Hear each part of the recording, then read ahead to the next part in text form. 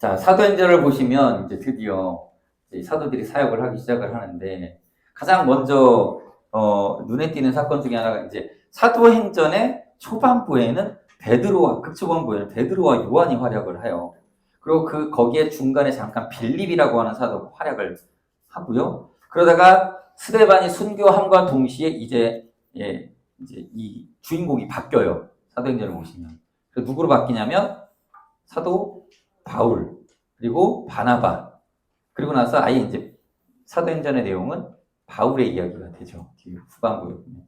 자, 이제 초반부에 베드로와 요한이 등장을 합니다. 자, 베드로와 요한의 사역은 사도행전 1장부터 3장까지 쭉 기적들, 그리고 교회가 확장되어지는 모습으로 등장을 합니다. 여러분들, 설교 한 번에 3,000명이 회심을 하는 사건이 일어나는 거죠. 그래서 교회가 엄청나게 부흥을 해요.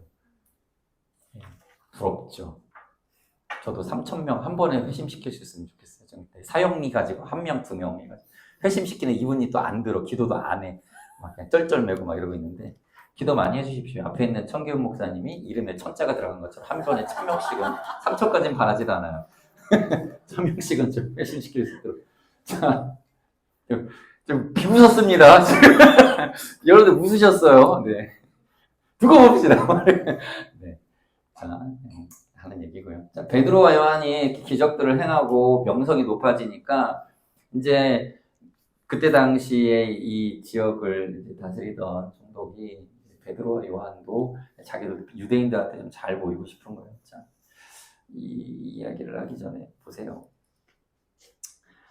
로마 시대예요. 예. 자, 시대는 로마 시대입니다. 배경이 로마라고 하는 이 틀을 갖고 있어요. 법도 로마법이, 군대도 로마고, 사람들도 이 정치 체계도 법 다 로마예요. 근데 중요한 건 살아가는 방식은 뭔지 아세요? 로마 사람들이 로마라고 하는 시대가 다 좋은데 로마 문화가 있었을까요? 특별히? 로마 문화는 저번에도 설명드렸지만 다 그냥 갖고 들어온 문화예요. 정복한 지역 문화 다 수용해요. 그래서 이때 이제 당시 로마지만 주류 문화는 헬라 문화입니다. 헬레니즘이라고 하죠. 그래서 알렉산더 대왕이 왜 높게 평가를 받냐면요. 알렉산더 대왕도 사실은 그 유럽 문화, 자기 문화가 있는데 그리스 문화 갖고 왔죠. 근데 그리스 문화에다가 아시아 문화를 섞어가지고 헬레니즘 문화를 자기가 정복한 지역에 다 퍼뜨려요. 근데 문제는 뭐냐면 이 헬레니즘 문화라는 게 다신교 문화. 예, 다신교 문화고 진짜 현대적이에요. 요즘 사람들 보면은 저게 헬레니즘이다 싶은 거예요. 짬뽕 문화. 막 섞고 거기에다가 굉장히 인간의 자유를 존중하는 문화. 그러니까 로마 이게 그 꾸며놓는 거 보면은 막 목욕탕, 뭐 공중 목욕탕 뭐 이런 거 있고, 그리고 주로 로마 시대에 이제 나오는 이야기들 뭐 이렇게 설화들 보면 막 그 신들이 그리스 로마 신화 보면 다 음란하고, 그러니까 이렇게 되게 지금보다 우리가 지금 유교 문화를 갖고 있어서 그렇지 로마 시대가 훨씬 더 개방적인 약간 그런 시대였어요. 그래서 일각의 설에 의하면 로마 황제들 중에 동성애를 안 한 황제가 거의 없을 정도예요. 예. 그런 얘기가 있어요. 대부분의 황제들이 동성애적 기질을 보이고 있었다. 그러니까 그만큼 문란하고 자유로웠던 문화. 그게 헬레니즘의 특징이기도 해요. 예. 그래서 로마라고 하는 나라에 헬레니즘 문화가 있고, 그리고 그 안에 유대교가 섞여 있는 거예요. 그러니까 유대교와 헬라니즘 문화만 해도 벌써 부딪힐 일들이 많은데, 예. 거기에 기독교가 또 들어간 거예요. 그러니까 이 유대인들에 대한 핍박이 막 그 헬레니즘 문화에서 부딪힘이 계속 일어나고 있는 상황에서 거기에 기독교라고 하는 또 다른 독특한 사상과 생각을 가진 무리가 나타나니까 로마에서 굉장히 이것을 이제 견제를 하기 시작을 하는 거죠. 자, 그래서 복음 전하지 말라고, 전도하지 말라고, 특별히 유대인들이 공격하고 유대인들이 자꾸 로마인들 끌어다가 그 사람들 체포해야 된다고 막 고발하고 고소하고 막 그랬었어요. 자, 그래서 이 유대주의도 문제였던 기독교에 있어서 마찬가지로. 자, 그래서 이제 드디어 예루살렘에서 스데반이 돌에 맞아 죽습니다. 베드로와 요한이 체포됐다가 풀려나고 스데반이 돌에 맞아서 죽습니다. 순교가 일어나죠. 예. 예루살렘에 큰 박해가 시작이 됩니다. 그래서 기독교인들이 예루살렘에서 흩어지기 시작합니다. 자, 그 흩어짐에 다양한 이야기들을 막 하겠죠. 뭐 저희 가서 어떤 집사님이 막 했는데 막 복음을 전하러 가셔가지고 가셔가지고 거기서 전도 많이 했습니다. 뭐 이런 얘기들 많이 할 건데 딱 몇 명한테 집중을 해줘요. 그 중에 한 사람이 빌립입니다. 빌립이 드디어 예루살렘을 떠나서 그래서 태회 선교의 시작점 빌립.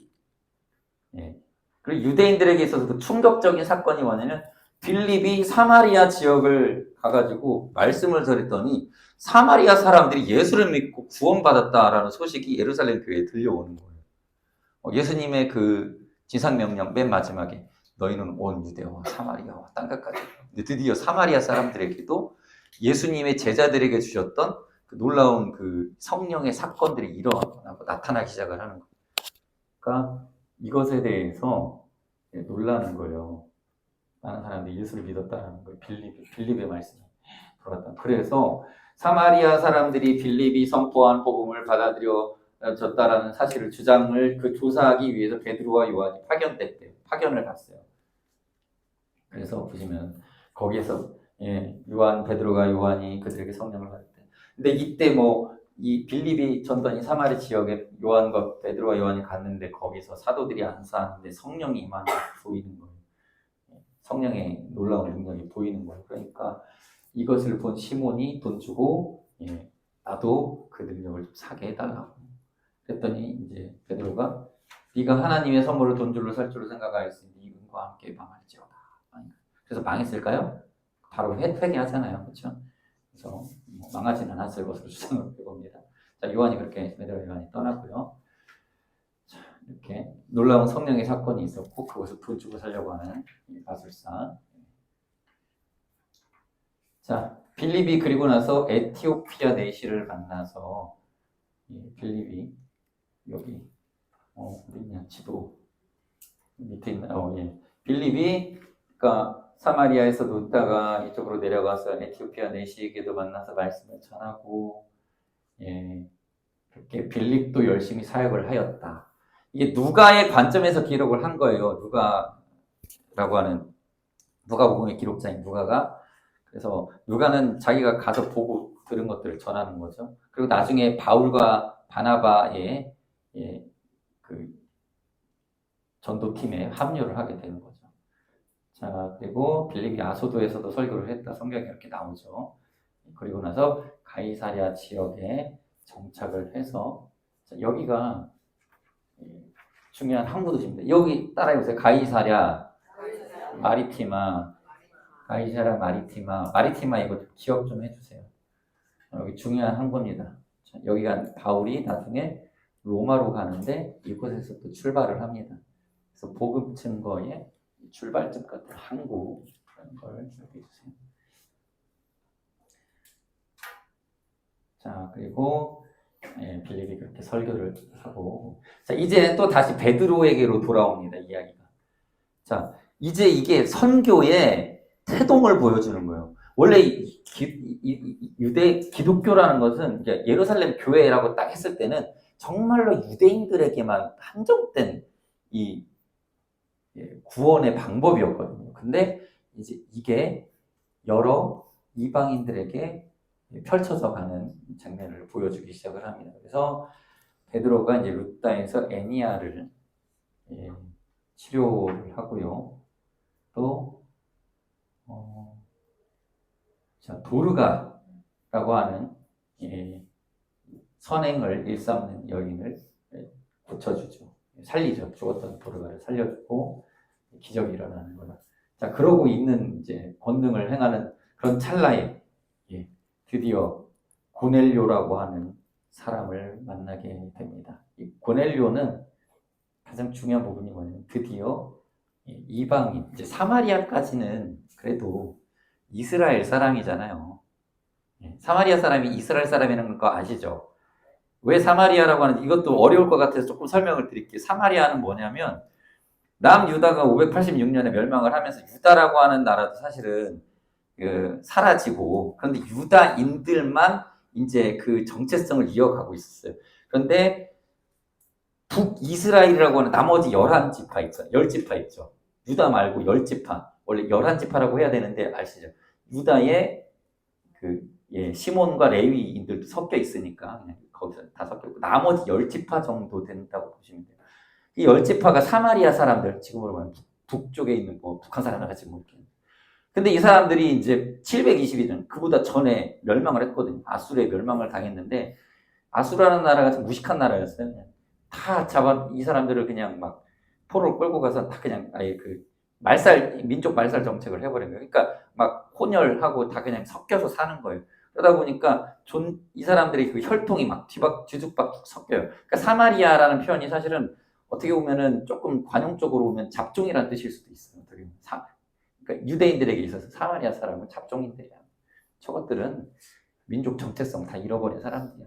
근데도 뭐 이스라엘 사람이라고 뭔가 우리 이 성전 공동체 안으로 들어오려고 하는데 우린 불쾌해 죽겠어 라고 하면서 좀 차별당하던 네, 그렇죠. 여러분들 교회를 다니는 우리 이제 진골이 이제 우리 교회 성도님들 개척 멤버들이라고 하면 내가 어느 순간 저기 어디서 저기 순복음교회에서 성도들이 막 이만큼 들어왔다 하면 우리 그런 개척 멤버와 아닌 멤버들 사이 약간의 뭔가 이렇게 생길 수도 있다. 다른 교회들은 그런 게 좀 있대요. 약간 좀 그러면서 차별을 하는데 그 차별이라는 게 은근히 상당히 존재를 해요. 어디 가나. 우리나라 사람도 되게 심해요. 그렇죠? 여러분들 딱 보고 저기 동남아 사람들이 뭐 노동자 하면서 막 무시하고 되게 심하잖아요. 안 그렇겠죠?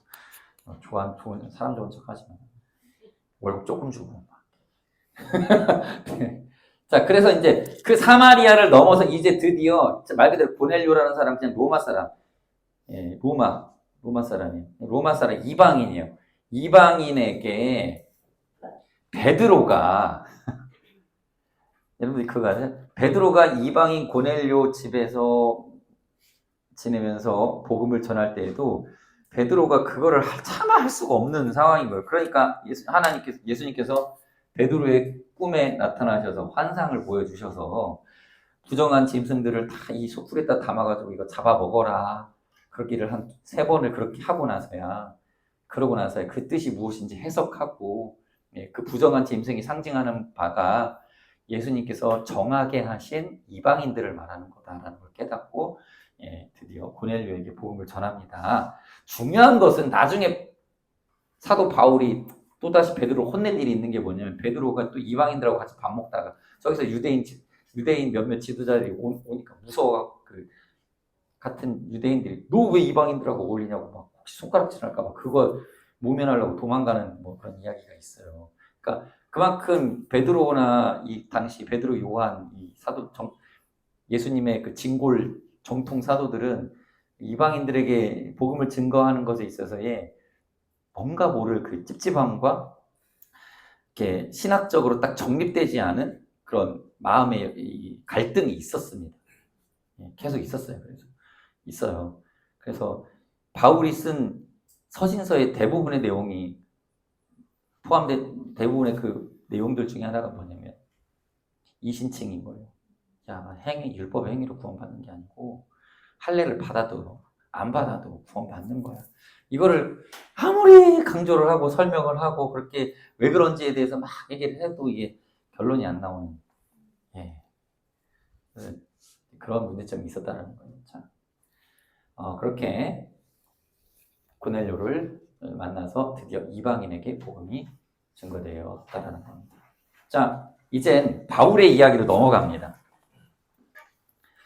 자, 여기까지 이제 베드로가 열심히 사역을 하는 장면이 사도행전 8장까지 나오고 이제 드디어 바울이 회심하는 사건이 8장이 아닌가? 잠깐만요.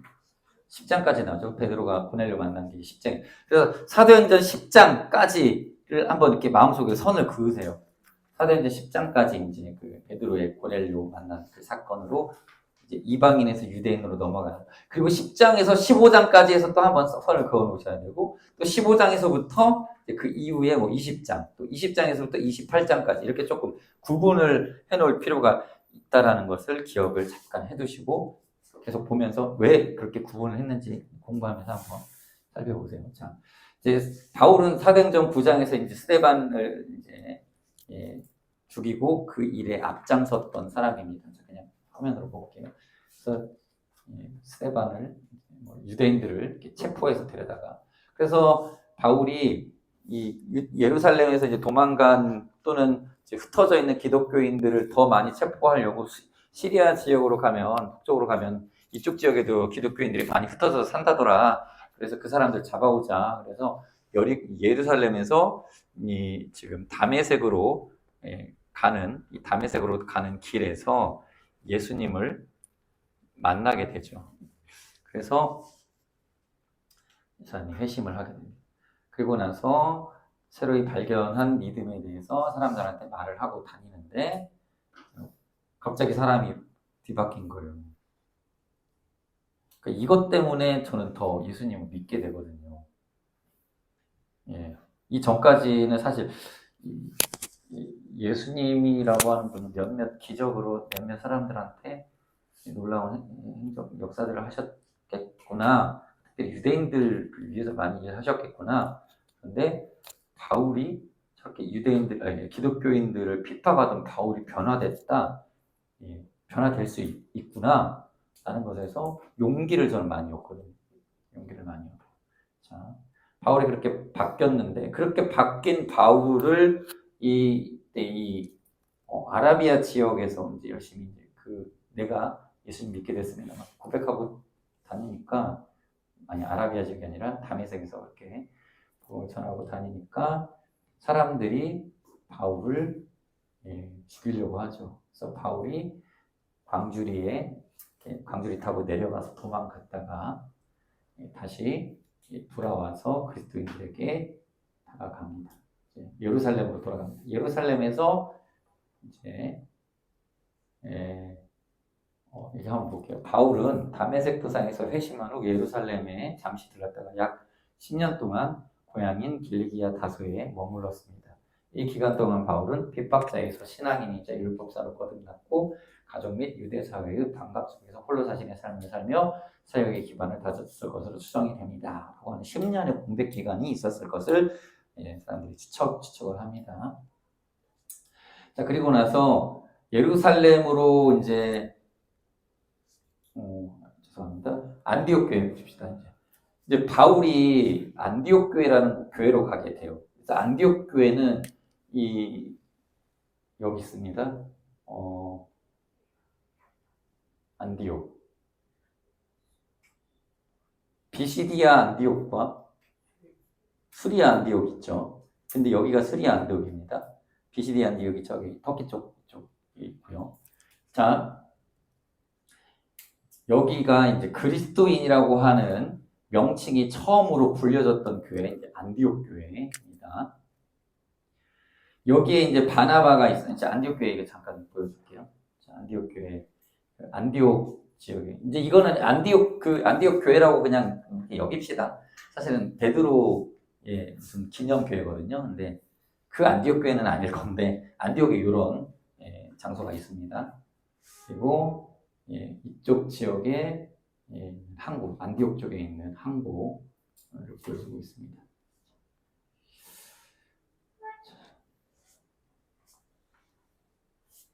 요걸 볼게요.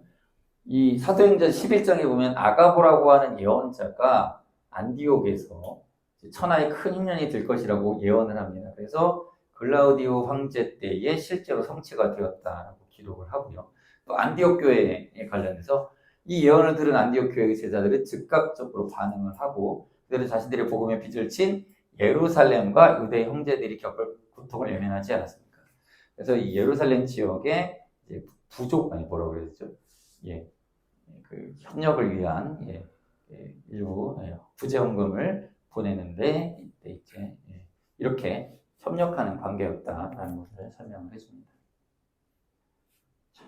그래서 바울과 바나바가 헌금을 전달을 책임자로 바나바와 사울을 선택을 하고 바울을 선택한 두 사람이 교회 대표로서 모인 헌금을 가지고 예루살렘으로 가서 교회의 장로들에게 안드레에게 전달을 했습니다.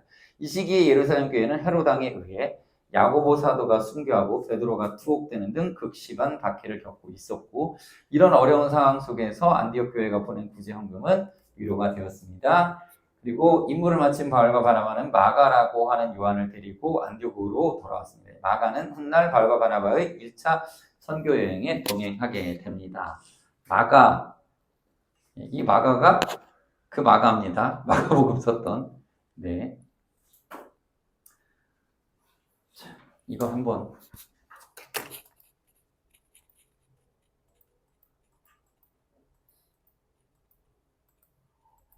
안 되냐? 네, 죄송합니다. 제가 동영상 하나 링크를 했는데 작동을 안 합니다. 안 보는 걸로 그냥 이 동네 영상 한번 보여주려고 하는데요.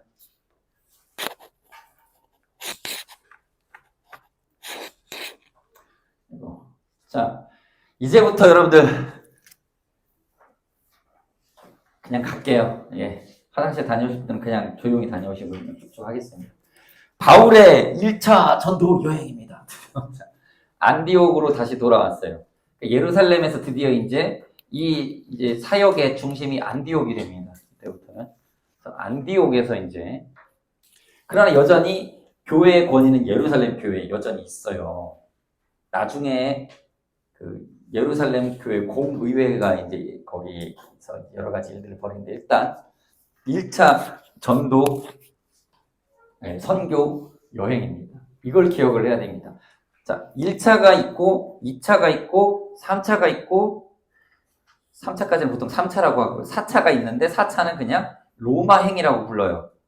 그래서 1차 전도 여행과 2차 전도 여행과 3차 전도 여행을 구별하는 몇 가지 키워드를 조금 제가 말할게요. 1차 전도 여행의 키워드는 바로 아시아입니다. 예, 아시아.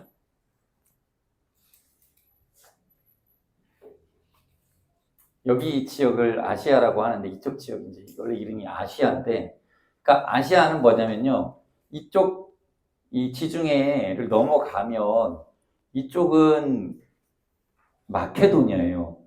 그렇죠? 마케도니아고 여기는 아시아예요. 그래서 우리가 아시아가 되고요. 여기 때문에 우리가 지금 아시아로 불려진 이유가, 여기가 아시아인데 이 구분을 짓는 용어로 이제 이쪽이 아시아, 마케도니아인데, 마케도니아가 아닌 이쪽, 동쪽 지역, 대륙이죠. 여기를 그냥 다 아시아라고 하죠. 이것 때문에 아시아라고 부르게 되는 거죠, 우리를. 자, 아시아 지역. 그러니까 무슨 얘기냐면, 유럽으로 안 넘어갔습니다. 1차 전도 여행의 특징. 자, 그리고 그럼 2차 전도 여행의 특징은 뭘까요? 2차 전도 여행 때 드디어 유럽을 갔다라는 거예요. 근데 그 유럽을 이제 마케도니아라고 표현을 하죠. 마케도니아. 그래서 선교사님들이 선교 프로젝트를 정할 때 선교명을 마케도니아 프로젝트, 옛날에 그렇게 많이 지었어요. 마케도니아 프로젝트, 와서 우리를 도우라. 그러니까 좀 멀리 가자 이거예요. 그럴 때 마케도니아 프로젝트 이렇게 표현을 하더라고요. 그리고 자, 2차 전도여행까지는 마케도니아. 3차 전도여행의 키워드는 뭔지 아세요? 3차 전도여행의 키워드는, 저는, 그러니까 저 개인적으로는 에베소 중심이라고 할게요. 에베소. 자, 요것만 여러분들 기억을 하면, 에베소는 여기 있어요. 여기. 에베소 이쪽 지역. 이게 3차 전도여행에 있어서의 핵심 키워드가 되는 지역입니다. 이렇게만 구분을 한번 해볼까요? 1차 전도여행은 아시아, 2차 전도여행은 마케도니아, 유럽, 3차 전도여행은 에베소. 이렇게 머릿속으로 조금 담아두세요. 그러면 이제 그걸 가지고 설명이 되는 거죠. 1차 전도여행 때는 바울에게 있어서는 이 아시아 지역만 해도 어마어마한 이방 땅이었어요. 지금으로 말하면 아시아는 소아시아라고 표현하는 소아시아 7교회가 있는 지역이에요. 지금은 튀르키예죠. 지금은 그냥 이슬람권 나라들인데, 기독교 유적지가 이슬람권 나라 지금 다 묶여 있는 거예요. 그렇게 따지면 돼요. 그렇게 이해하시면 돼요. 그래서 아시아. 그리고 아시아에서 아시아를 조금 더 좁은 영역에서 보통 부르는 지역 이름이 있어요. 그게 뭐냐면 갈라디아입니다. 갈라디아. 이렇게 이해를. 아시아에서 갈라디아가 있어요. 녹색 지역이 지금 다 갈라디아 지역 다 포함인 거예요. 바울이 선교를 하고 가장 먼저 성경을 이제 우리 서신서라는 걸 쓰잖아요. 가장 먼저 서신서를 보낸 지역이 갈라디아라고 추정을 합니다. 근데 일단 일반적으로는 데살로니가 전서가 1번인데 설이 있어요. 그 뒤에 썼을 것이 썼거나 앞에 썼거나 했을 건데 갈라디아서는 조금 그래서 약간 의문이 가장 먼저 썼을 거라고 추정하는 사람들이 좀 있어요. 저는 데살로니가 전서를 배웠거든요. 배우기는. 근데 예.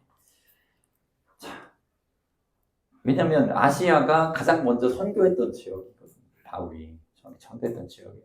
여기에 갈라디아서를 써서 이쪽 그러니까 갈라디아서는요. 1차 전도 여행 때 처음으로 바울이 정말 선교했던 지역이다. 예. 저는 저희 첫 선교했던 지역이 대만이거든요. 가깝죠. 비교적 다른 나라에 가까운데 더 멀리 갔던 데가 네팔이었거든요. 가까운 데가 대만. 1차 전도 여행이 대만. 제가 1차, 2차를 대만으로 갔어요. 3차를 네팔로 갔거든요. 제가 캄보디아는 안 갔어요. 그렇게 더운 데는 저는 싫어요. 적당히 더워야지. 자, 1차 전도 여행의 목적지는 그러니까 아시아였다. 자, 한번 볼게요. 그 여정을 한번 보겠습니다. 사도행전의 이제 13장에 가면은 1차 전도 여행이 등장을 합니다. 자, 확대, 이제, 자, 이렇게 제가 딱 하면 확대가 될 거예요. 여기가 이제 1번이에요. 그럼 재밌나요? 네. 재미없죠. 이거는 근데 사실 아셔야, 여러분, 신약성경 보면은, 신약성경 대부분이 사복음서 빼고는 바울서신이잖아요. 바울서신. 바울서신 읽으면서 배경 하나도 몰라. 어떤 상황에서 쓰여진 건지 몰라. 그 사도행전하고 연관성도 있어야 되는데. 저 사실 그거 알려드리고 싶어서 지금 하는 거니까 잘 들어보세요. 네. 좀 삐졌어요. 조금 피곤해하는 표정들이고. 자, 사실 사도행전에서 그 나오는 그 시간대에 쓴 서신서는 많지는 않지만 많은 거죠. 자, 안디옥에서 드디어 선교사를 파송을 합니다. 이때 1차 전도의 특징 하나가 뭐냐면 바나바와 마가를 데리고 간다는 거예요. 데리고 갑니다. 그래서 처음에 배 타고 가자. 그때 당시 이게 비행기 오늘날로 치면요 인천공항에서 비행기 타는 느낌이었을 거예요. 배를 타고 드디어 살라미 섬을 보러 딱 들어가는 거예요. 섬을 가는. 예, 안수하고 애들 거 그림 좀 갖고 왔어요. 여러분 이해를 돕기 위해서 바나바 어린이, 바울 어린이가 안수를 받고 드디어 선교 여행을 떠난 거예요. 책가방 메고. 자료가 쓸만한 게 없더라고요. 찾아봐도 아까 찾아봐도 막 저기 2단 거 이상한 것만 있고. 자, 네. 그렇게 해서 이제 살라미를 통해서 살라미에서 별거 없어요. 그냥 바로 바보로 갔다라고 성경에 보면 바보에서의 사역이 바보. 자, 파푸스 막 이럴 거예요. 우리 발음으로 바보라고 했는데 바보로 가서 여기서 총독 서기오 바울이 회심을 합니다. 예. 그런데 중간에 거기서 마술사 엘루마라고 하는 사람. 자, 이거 마술사 여러 등장해요. 사도행전에 아까 처음에 베드로가 예, 복음을 전할 때 옆에서 그 사마리아에서 복음을 전할 때, 그러니까 빌립의 그 지역으로 가서 복음을 전할 때 옆에서 마술사 누구였죠? 시몬. 이거 차이점 조금 머릿속 구분하네. 시몬에게 그러니까 시몬이 돈 주고 살려고 했을 때 이제 돈으로 살 수 없다라고 막 했죠. 근데 이때도 그러니까 옆에서 복음을 전할 때 여러분 항상 겐세이가 있습니다. 예, 전문 용어예요. 예, 겐세이가 있어요. 이상해. 예. 근데 그걸 잘 활용을 해야 돼요. 아니, 그 겐세이를 통해서 어떤 역사를 하실지 모르겠어요. 여기에도 엘루바라고 하는, 박수 엘루바라고 하죠. 이 사람이 복음 증거하는 것을 방해를 합니다. 그래서 바울이 성령의 능력으로 눈 멀어라. 막 이렇게 저주를 하니까, 이렇게 선포를 해버리니까 이 사람이 눈을 못 보게 되죠. 이걸 보고 총독이 오히려 감명을 받고, 네, 감명을 받고 예수를 믿게 되어지죠. 이에 총독이 그렇게 된 것을 보고 주의 가르치심을 놀랍게 여기니라. 장면이 나옵니다. 그게 여기 키프로스의 바보. 예. 보통 성경에는 구브로라고 나와요. 구브로, 키프로스, 예, 사이프러스. 나중에 여러분들 돈 있으면 이 섬에 한번 여행 가세요. 되게 아름답대요. 한번 가보고 싶은데. 자, 그리고 나서 이곳과, 자, 중요한 건 이제 이 퀴프로스 섬은 더 이상 등장하지 않아요. 예, 더 등장하지 않고 아마 오가는 길에 잠깐 들르는 정도로만, 등장하지 않다기보다는 사도행전에서 그다지 이제 그렇게 중요하게 뭐, 이렇게 하진 않는 것 같아요.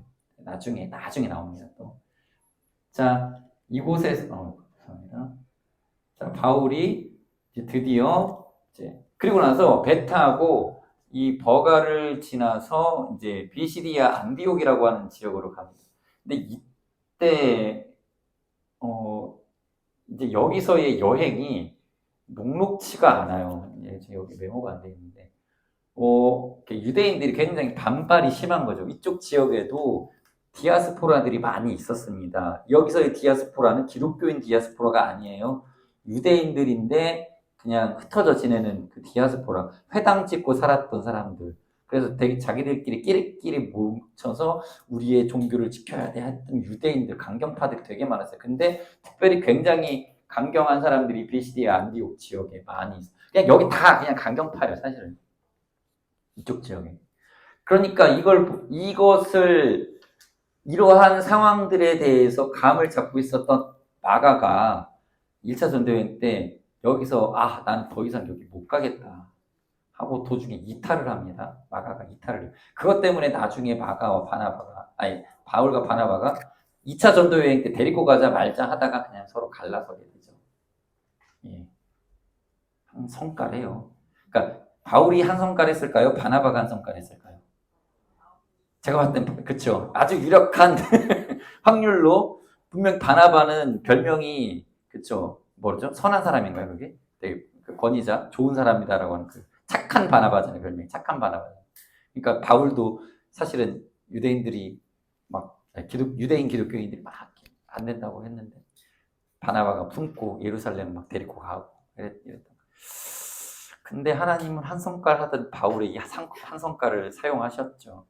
근데 나중에는 어쨌든 바울도 마가를 데려오게 하고 이런 장면들이 나옵니다. 자, 일단 여기였어요. 여기쯤에서 아마 버가에서 내리자마자 마가 이렇게 도망갔을 거예요. 그래서 바울과 바나바만 가서 복음을 전하는데, 잠깐만요. 아까 했던 것처럼, 자, 비시디아 안디옥에서도 돌 맞고, 이고니온으로도 갔는데 살해 음모가 있고, 그런데 루스드라에서 아주 독특한 일이 벌어집니다.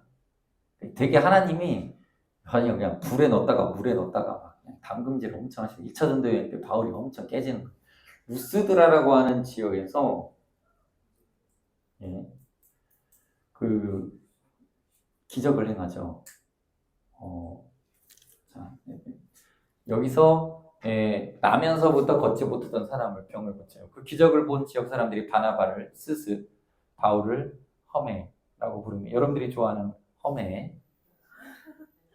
그거 맞아요. 그 가방 이름입니다.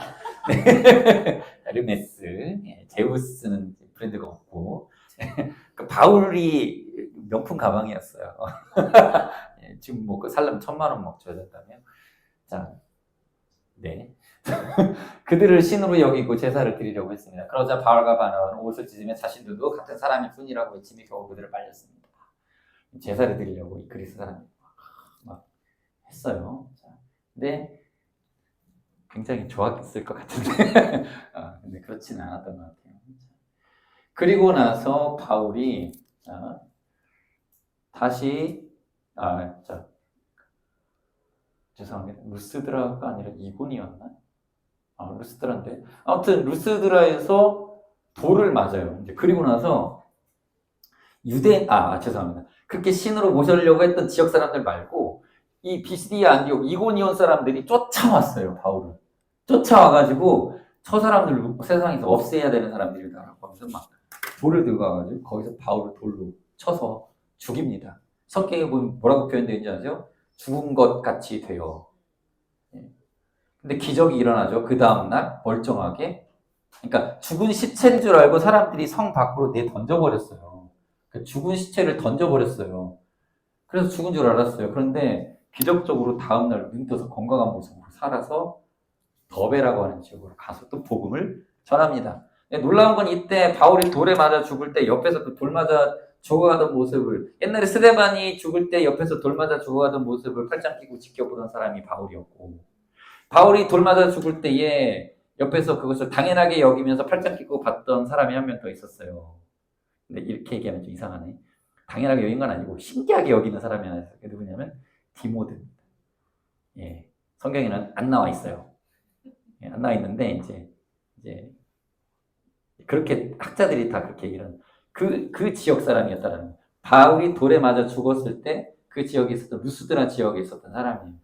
그렇게 핍박받고 죽었다가 다음날 겨우 그 기적적으로 살아나서 더베라고 하는 지역으로 갔는데, 그래서 그렇게 도망가듯 가서 복음을 증거하고 떠돌아다니던 바울이 얼마 안 있다가 또 돌아왔네. 이 사람이 미쳤나봐. 우리 마을에서 돌 맞아 죽었던 사람이 뭔 용기로 다시 돌아와서 또 복음을 증거하고, 그때 전도했던 사람들 다시 격려하고 앉아있고 막 이러고 위험하게.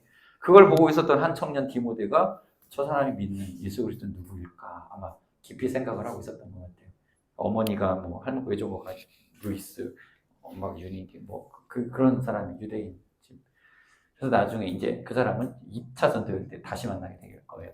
자, 그렇게 해서 왔던 길로 다시 복음을 증거하면서 용감하게 여기서 다시 배 타고 안디옥으로 돌아갑니다. 이게 이제 기적. 자, 기적 그림 보여주고 홍박기도 던지자 했는데 바울 선생님 다시 살아나셔가지고, 사실 이게 그 성경을 그냥 문자적으로 보면 기적이에요. 그러니까 죽었는데 다시 살아난 거예요.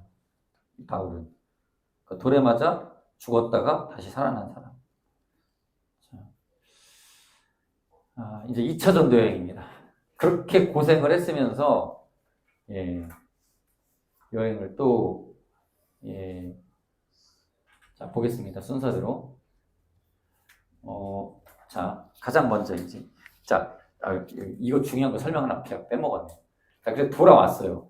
돌아와서 아까 빌립이 사마리아에서 복음 듣고 사마리아 사람들이 예수 믿고 구원받고 성령 충만 받았다라고 하는 소식만 들어도 벌써 사람들이 깜놀해가지고 야우 막 이랬는데, 드디어 바울이 진짜 말 그대로 헬라 지역, 이제 로마의 또 다른 통치 지역이었던 이방인들이 사는 그냥 말 그대로 완전 그 외국 딴 나라 가가지고 전혀 유대인도 아닌 이방 사람들에게 복음을 전하고 그 사람들이 예수 믿고 구원받아서 여기에도 막 교회들이 생기는 거예요. 그 중에 한 교회는 뭐 갈라디아 교회 뭐 그런 거 있겠죠.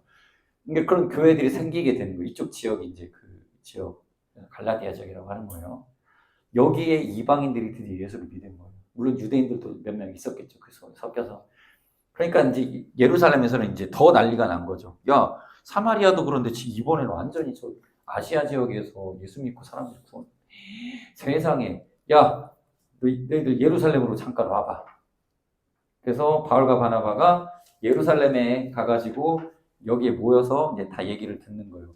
야, 이방인들이 드디어 예수를 믿기 시작했는데, 야, 이방인들 어떡하냐? 얘네들은 할례도 받지 않았고 안식일 규례도 아마 없을 거고, 제사 지내는 것도 보니까 우리가 말한 그 정한 음식들, 정결한 동물들 뭐 이런 걸들과 같이 어울리는 그런 사람들도 아니고 이상한 사람들인데 이 사람들이 예수 믿게 됐는데 이거 어떡하냐? 이 사람들이 나중에 교회 예루살렘으로 와서 같이 예배드리자고 하면 우리 이제 큰 문제가 심각할 텐데 맨날 싸울 텐데.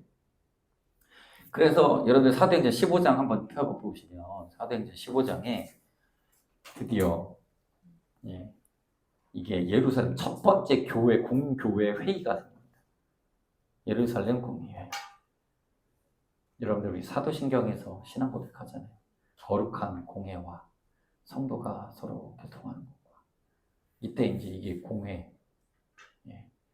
그리고 우리 교회는 이번 주 월요일에도 저는 노회를 참가를 했어요. 가야 돼요. 목사들은 꼭 가서 추석 체크라도 해야 돼요. 가면 저는 발언권도 없어요. 담임 목사님들이나 발언권이 있지 저는. 그 무슨 어린이만 가가지고 사탕이나 먹고 있다가 이렇게 앉아서 커피나 간식 이런 거 먹고 그러고 친구들 만나면 반갑다고 잘 지내냐고 인사하고 그러고 돌아오는 노회인데, 이제 총회가 있고 그래서 교회에서 교단 법이 있는 거예요. 성경에 입각해서 법을 만들어서 이제 적용을 하는 거죠. 이제 이런 것들도 문제인 거죠. 이방인들은 할례를 안 받고 저 사람들 할례 다 그 기독교인들 다 할례 받는 거 어떡하냐? 야, 그런 거 할례 같은 거는 아무한테나 다 시킬 수 있는 게 아니야. 그냥 이방인들한테 그런 거 요구하지 마. 단 몇 가지만 우리 시키자. 그래서 저희는 신학교 때 그 몇 가지 지켜주는 것 중에 하나가 네 가지를 지키자. 일단 우상을 가까이 하지 말고 목피 했어요. 음행을 멀리하고 그리고 피채 먹지 말고 그리고 목이 뭐지? 목매어 죽인 거를 뭐 가까이 하지 않고 약간 그런 거 있었어요. 그러니까 몇 가지만 우리가 좀 이방인들한테 이런 것들은 금하자. 그리고 그 외의 것들은 용납하자라고 하는 회의를 한 게 예루살렘 1차 공의회. 중요한 겁니다. AD 49년. AD 49년. 이때를 기점으로 이방인들을 어떻게 교회로 들여야 되는가를 이제 논의한 거예요. 물론 그렇게 논의했을 때도 되게 조심스러웠어요, 여러분. 그러니까 저는 이 분위기가 잘 이해는 안 되는데, 그러니까 바울과 바나바가 우리는 지금은 선교 갔다 오면 수고했다고 막 박수 쳐주고 막 해주고 막 그냥 막 이렇게 간증 듣고 막 이러잖아요. 이때 당시에는 선교 갔다 왔는데도 뭔가 모르게 조심스러웠어요. 네, 다녀왔습니다. 네, 이방인들에게 복음을 전했는데 이방인들에게 복음을 전했다고? 네, 저도 성령을 받았다고? 그게 말이 돼! 막 하면서 그게 가능해! 막 약간 그런 분위기가 있었어요. 그래서 한번 생각해 보세요. AD 49년에 예수님이 30년가량에 이제 승천하시고 지금 보니까 20년 그냥 자기들끼리 예배 드리고 있었던 거예요. 그러니까 그 유대 사마리아까지였어요. 이때 당시 예루살렘도 넓게 봐야 사마리아 정도였단 말이에요. 20년 동안 자기들의 전통이 있고 이 교회에 그동안 성령의 놀라운 역사들이 바로 우리 유대인들을 통해서 이루어지고 있었는데 우리 유대인만의 것들이었고 그리고 비유대인들 아까 헬레니즘 사람들하고의 그 어떤 그 약간 문화 차이로 인해서 늘 이 선을 긋고 항상 우리 구별된 삶을 살고 막 이렇게 있었던 교회 공동체인데 이방인들한테 가서 복음을 전해갖고 왔는데 별로 이렇게 막 떳떳하고 당당한 그런 어떤 막 그게 아니라 니네 굉장히 위험한 짓 했다. 약간 그런 느낌인 거예요. 누가 거기 가서 복음 전하고, 안디옥 교회에서 그렇게 파송해서 간 거지만, 근데 이방인들하고 너무 어울린 거 아니야? 그래서 이때, 나중에 보면 3차 전도에 갔다가 올 때 예루살렘으로 돌아가는데 바울이 체포당할 상황이 되는. 그리고 제가 또 사도행전을 다시 한번 봤어야 되는데 죄송합니다. 예루살렘 들어갈 때 머리 깎았어요. 그래서 머리 밀고, 나시린처럼 이렇게 좀 이렇게 여러 가지 해가지고 사람들을 안 마주치고 문제 없게 하려고 막 머리 들려고 하여튼 모양새도 갖추고 막 그러고 들어가야 막 그래야 됐어요. 그러니까 예루살렘이 그렇게 넉넉한 좋은 막 편안한 지역. 저도 전도사 때 그런 경우 되게 많았거든요. 그거 아세요? 목사님들이 되게 무서운 거. 담임 목사님. 애들 고등부 딱 담당하던 교육 전도사인데 애들 주일날 예배 끝나고 데리고 그래서 그 교회 식당에서 라면 끓여갖고 애들 밥 먹자. 라면 먹고 풀피스 사주고 제 전 재산 다 털었어요. 10,000원. 짜파게티 풀피스 조합 10,000원이 되게 그때 당시 엄청 큰 돈이었거든요. 다 털었어. 담임 목사님 와서 아이고 우리 여러분들 예상되는 반응 그거예요. 아이고 우리 전도사님이래요. 아이고 개뿔. 아니 지금 저 사람들 애들 데리고 뭐 하는 거예요? 하면서 막 죄송합니다. 네. 진짜 그렇게 들렸어요. 엄청 크게 들렸어. 애들 빨리 집에 보내야지 공부시켜야 되는데 애들 지금 고3 여학생 하나 있었거든. 얘 빨리 집에 가야지. 얘들 혼내고 막 애들 있는 데서 소리치시고 막 약간 옛날 교회 목사님. 달라요 여러분. 교회마다 가서 분위기 파고 돼야 돼요. 진짜 힘들어요. 그 느낌 딱 이제 드는 거예요. 저는 예루살렘에 돌아가는 바울이 그 기분이었을 거야. 실컷 잘했는데 칭찬 받기보다는 근데 너 이거 이렇게 해서 그 법을 좀 세워 사람들 그러니까 바울과 바나바를 이해하고 감싸주는 베드로 요한이 되게 조심스럽게 데리고 와서 조심스럽게 예루살렘 그 교회 공회에서 그 이야기를 이제 꺼내기 시작하는 거였어요. 혹시 오해하고 누군가 화낼까봐 막 누군가는 막 그거 말도 안 되는 소리 하지 말라 막 이렇게 반대할까 교회가 갑자기 막 싸움 날까봐 두려운 마음으로 가서 거기서 공회하고 그리고 나서 무사히 안디옥 교회 좀 오픈된 좋은 교회죠. 예. 그 교회에서 드디어 제가 엘사랑 교회로 온 것처럼 엘사랑 교회는 전도사님이 애들 붙잡고 밤새도 목사님이 박수 쳐주시더라고요. 예. 그래서 좋은 것 같아요. 예. 자, 이렇게 예루살렘 공의에 자, 여기 보이죠? 이방인들 중에 하나님께로 돌아온 자들을 괴롭게 하지 말고 다만 우상의 더러운 것과 음행과 목매어 죽인 것과 피를 멀리하라고 편지하는 것이 옳으니 자, 이렇게 우리 되게 사실은 어떻게 보면 되게 그럼에도 불구하고 굉장히 예루살렘 공의회가 한 이게 뭐냐면 그냥 꼰대 느낌인 거예요. 그냥. 그래서 야 니네 그래도 이거는 지켜라 제발 막 하면서 한 거예요. 그렇게 그래 그 정도만 우리가 하고 용납하자. 이게 선교가 이런 거예요, 사실 여러분. 단계가 필요한 거예요. 그러니까 한꺼번에 뭐가 확 뒤집어지고 그런 게 아니고 그 단계를 해야 돼요. 우리나라 선교사님들 와가지고 얼마나 처음에 고생했겠어요. 우리나라 문화가 있고 있는데 근데 외국에서 장로교에서는 예배 똑바로 드리고 있어. 지금도 우리 선교사님들 가면 외국인들 거기서 예배 드리는 방식이랑 이런 것들 가지고 이렇게 문제 삼고 하면 근데 현지에서 사역하시는 선교사님들은 이 사람들한테 하나님의 개념, 하나님의 아들 예수 그리스도의 개념 이런 것들을 가르치려면 그 나라 사람들은 하나님이라는 단어도 없고 예수를 뭐 이런 영적인 존재에 대해서 이런 그런 개념 자체가 없는데 가르치려고 하면 단계 하면서 여러 가지 교보제들도 써야 되고 하는데 한국 사람들은 그 선교 보고 들으면서 뭐야 저게 왜 저렇게 전도해?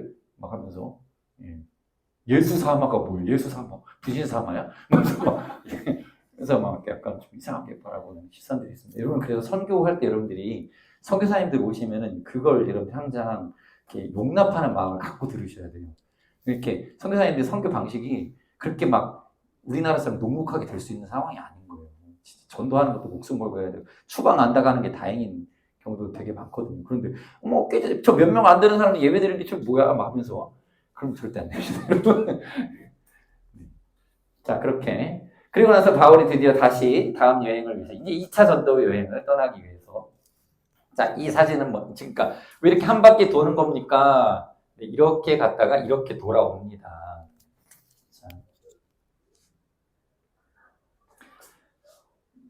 자, 드디어 바울과 바나바가 2차 전도 여행을 또 떠나는데 이제 여기서 바울과 바나바가 갈라지죠. 갈라져서 바울이 이제 떠나는데 루스드라 지역에서 다시 디모데를 만나고 여기에서 정말 그 믿음 신실한 디모데를 데리고 자신의 전도 여행에 동참하게 됩니다. 이 디모데도 대단하죠.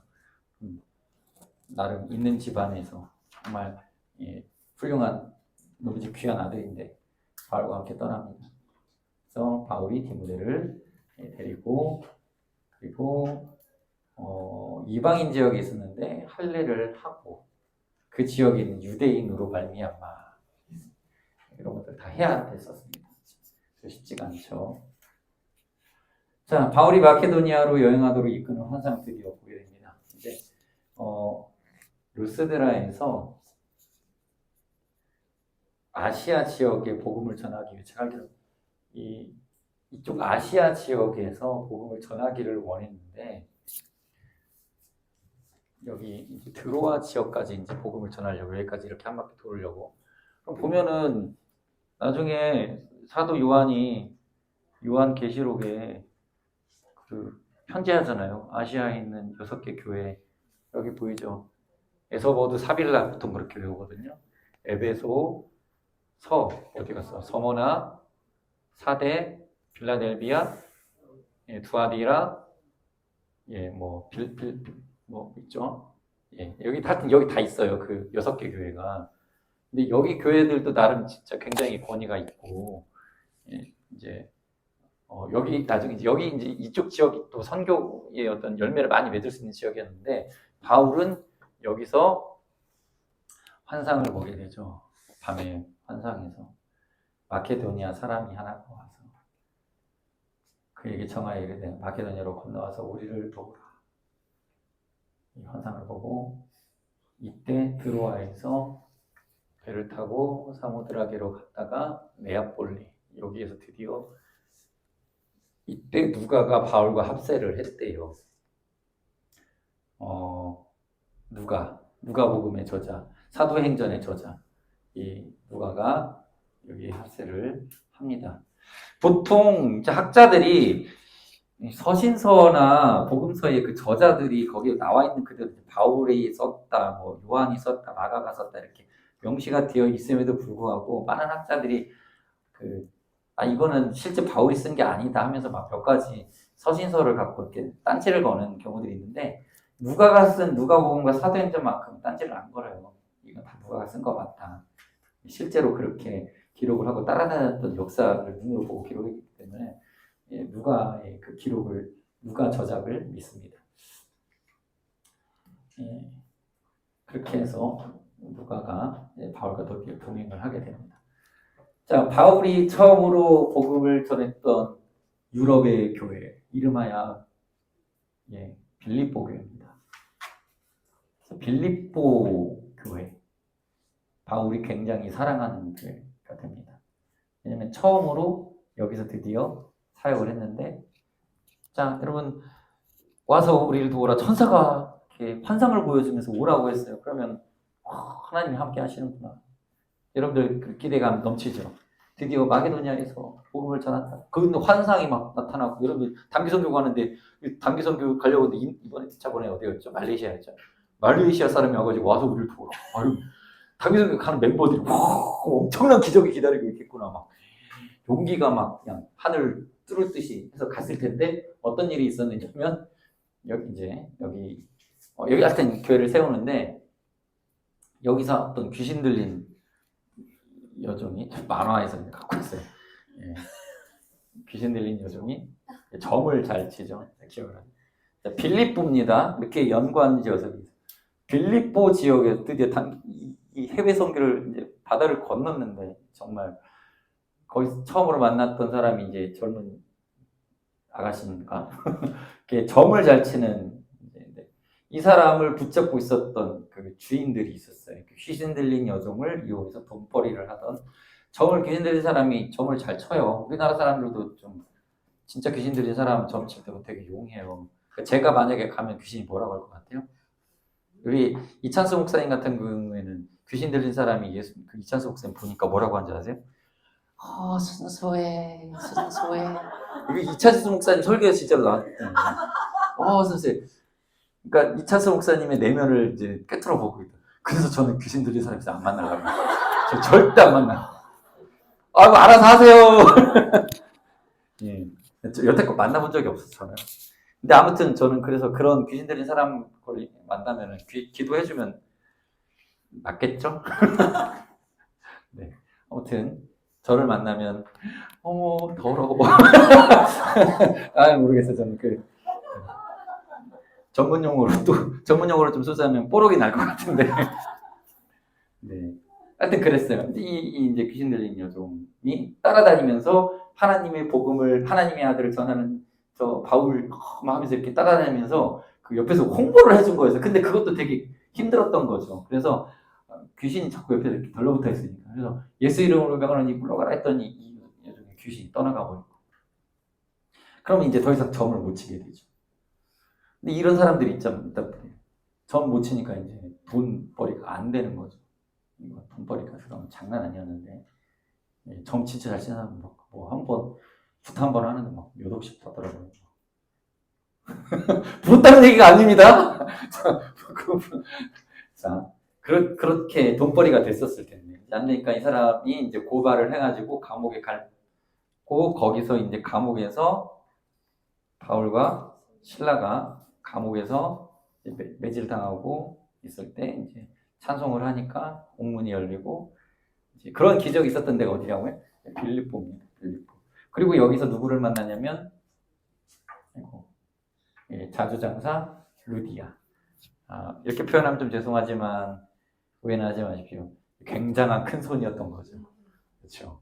이때 당시 실크로드에 무역을 하고 있었던 실크 장사. 네. 그렇기 때문에 굉장한 그 후원자가 되지 않았을까라고 하는 그런 측면에서 빌립보 교회가요. 바울이 로마에서 옥중에 있을 때도 빌립보에서 빌립보 사람들이 계속 돌아봐주고 섬겨주고 바울 힘들 때마다 후원해주고 아주 고마운 교회죠. 안디옥 교회도 고맙지만 이제 빌립보 교회도 굉장히 바울에게 있어서는 사랑하는 교회가 됩니다. 자, 그리고 또 이제 내려가서 아볼로니아, 암비볼리, 펠라, 베레아, 데살로니가에 이쪽 지역을 대충 이 마케도니아 북쪽 지역에 이제 빌립보 왼쪽 지역을 데살로니가, 이제 보통 이쪽 묶어서 다 데살로니가 지역이라고 또 부르더라고요. 데살로니가에서도 복음을 전하는데 많은 이들이 예수를 믿게 됩니다. 예. 그리고 데살로니가에서, 근데 문제는 뭐냐면 데살로니가에서 복음을 잘 전하고 있었는데, 그러니까 빌립보에서도 복음을 잘 전하고 데살로니가에서도 복음을 잘 전했는데, 문제는 여기에서도 마찬가지로 유대인들 핍박자들이 엄청났던 거예요. 바울이 급하게 도망을 갑니다. 사람들이 당신 잡아다 죽이려고 한다고. 그래서 급하게 도망을 가요. 그래서 다른 친구들 여기서 다 떠나보내고 혼자 가요. 예, 급하게 도망을 가서 아덴으로 가고, 예, 고린도 지역, 자, 아덴으로 갑니다. 자, 급하게 도망을 갑니다. 자, 보세요. 이 부분을 집중하세요. 그리고 나서 아테네의 아레오바고라고 하는 지역에서 복음을 전합니다. 자, 아테네 하면 떠오르는 거, 철학, 그리스, 로마, 신화, 엄청 다신교 지역이에요. 여러 신들을 제사를 드리고 있는 거예요. 거기에 보니까 이제 제가 우리나라 사람들이 하나님의 개념이 없었어요. 그러니까 여호와 하나님 이렇게 했는데 엘로힘 이렇게 표현을 해주잖아요. 이제 뭐 갓 이렇게 하잖아요. 이런 표현들이 한국에서도 보니까, 한국에 이제 선교사님들 와서 보니까 하나님을 뭐라고 설명을 해야 되지? 고민을 하다가 이분들이 우리가 천지신명 부르짖고 하늘의 신을 믿는 걸 보니까 이 사람들한테는 하늘에 계신 하나님을 소개해드리면 되겠다. 그래서 하나님이라고 하는 명칭을 이제 하늘님, 가지고 하느님이 돼요. 근데 이제 우리 개신교에서는 이렇게 하늘에 계신이라고 해서 하늘을 우상화하는 것을 좀 피하고, 그리고 유일신을 좀 그 안에다가 담자. 우리는 하나님이라고 하자. 그래서 우리는 하나님, 유일하다 하는 하나님이시다. 우리 그래서 하나님이라고 부르잖아요. 그 뜻은 하나님과 하나님은 그 의미 차이는 그 천지 차이지만 어쨌든 그분을 지칭하는 거죠. 그렇게 해서 우리는 그 표현을 쓰는 거예요. 근데 여기는 그리스 사람들한테는 이제 하나님을 뭘로 소개를 해야 되냐. 근데 소개를 해줄 게 다양한 신들이 있는데 그 신 중에 하나냐. 이 사람들은 이해를 못 하잖아요. 바울이 이때 선교의 그 획기적인 어떤, 거기에 제단에 보니까 알지 못하는 신에게라고 새긴 제단이 하나 있는 걸 본 거예요. 그걸 보고 바울이 접근을 이제 그렇게 하는 거죠. 너희들의 제단을 보니까 알지 못하는 신에게라고 되어 있는데 내가 이제부터 그 신을 소개를 해주겠다라고 하면서 아레오바고 설교를 하게 됩니다. 이 부분을 제가 왜 가르쳐 드리냐면, 여러분들이 이제 신학교를 가실 거잖아요. 그렇죠? 나중에 신학대학원 선교사님 하실 거잖아요.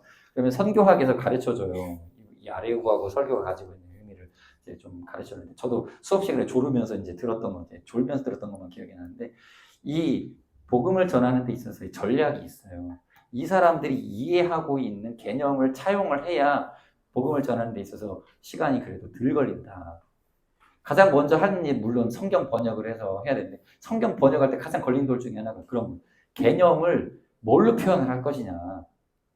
그래서 그 사람들의 문화와 삶을 이해를 먼저 해야 되는 거예요. 그래서 선교사님들의 선교 전략 중에 하나가 네비우스 전략? 뭐 이런 게 있어요. 이게 뭐냐면, 현지 사람들의 개념 하에서 현지인들에 맞는 현지화 전략. 이거를 나중에 LG전자, 삼성전자가 이런 선교사님들의 아이디어를 착용을 해서 전자제품을 만들 때 현지화 전략을 하죠. 인도 가서 TV 팔 때는 이 사람들이 크로켓을 좋아하니까 크로켓 게임을 그 텔레비전에다가 이렇게 하나 이렇게 심어두어가지고 크로켓 게임 하려고 그 TV 사게 만들고 그렇게 해서 현지화를 했잖아요. 그거 우리나라 사람들이 되게 잘하잖아요. 아무튼 그 전략인 거예요. 그래서 현지화 전략의 한 표본이 되는 게 이 아레오바고 설교입니다. 아테네에서 이렇게 설교를 했습니다. 자, 아무튼 데살로니가 교회 성도들한테 복음을 증거를 하다가 쫓겨오듯이 아테네로 와서 복음을 전하고, 이제 고린도라고 하는 지역, 이제 갈리오 앞에서 복음을 증거하는, 고소당하는 총독, 고소당하는 이런 일이 벌어지는데, 그래서 바울을 대적하여, 잠깐만 넘어가요. 자, 그렇게 되는데, 자, 여기서 한 가지만 짚고 넘어갈게요. 그래서 고린도 지역에서 뭐 고소도 당하고 여러 사건들이 있는데, 고린도 지역에 있을 때 소식이 하나 들려옵니다. 데살로니가 교회 성도들이 바울을 너무 이렇게 바울이 가르치신 복음을 듣고 많이 예수를 믿고 구원받았는데 문제는 뭐냐면 이 사람들이 이제 여기 안에서 문제가 하나 생겼어요. 뭐냐면 예수를 믿는데 이제 드디어 기독교인들 중에서도 나이가 들어서 먼저 이렇게 예수님이 재림하시기 전에 돌아가시는 분들이 생긴 거예요. 그러니까 이런 부분들이 있어서 사람들이 아이고 예수님 오시기도 전에 저렇게 돌아가셨으니까 구원 못 받는 거 아니야? 이렇게 생각을 하는 사람들이 있었어요. 그러니까 예수님이 곧 오실 거라는 개념을 이 사람들은 이때 당시 당장 우리가 살아있을 때 오실 거라는 생각을 하고 있었던 그런 약간 문화적 이제 그때 당시 복음의 개념이 달랐던 시대였던 거죠. 그렇게 죽는 사람들을 보면서 도대체 부활 이런 부분들 내세에 대해서 설명을 잘 안 해놓은 상태로 떠난 거죠. 그래서 편지를 씁니다. 데살로니가 사람들이 그런 부활에 대해서 개념을 마저 아직 모르고 지금 이러고 있는데 어떻게 합니까? 그래서 편지를 쓴 게 데살로니가 전서.